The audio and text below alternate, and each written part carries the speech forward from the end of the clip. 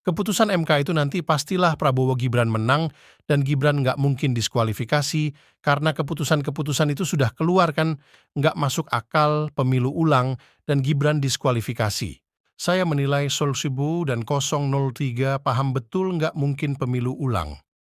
Tapi mereka mencoba ngadu lagi nasib di MK, yang kasihan atas ngadu nasib 01 dan 03 itu pasti akan makan korban, yaitu Ketua KPU. Dan kita tahu korban sebelumnya Anwar Usman yang dianggap meloloskan Gibran. Padahal sebetulnya kan itu bukan keputusan satu orang, tapi tentu dengan pertimbangan yang matang. Dari semua pihak MK karena Gibran itu menjabat wali kota Solo. Tentu itu salah satu pertimbangan yang mengakibatkan lolos Gibran Capres. Tapi pihak 01 dan 03 terus menekan dan tidak setuju Gibran lolos Nyapres karena kurang umur setelah MK keluarkan putusan dan pada akhirnya Ketua MK kena sanksi. Dan hal yang sama menurut saya yang dialami KPU dan saya khawatir putusan MK nanti juga akan digugat pihak 01 dan 03 ke MK.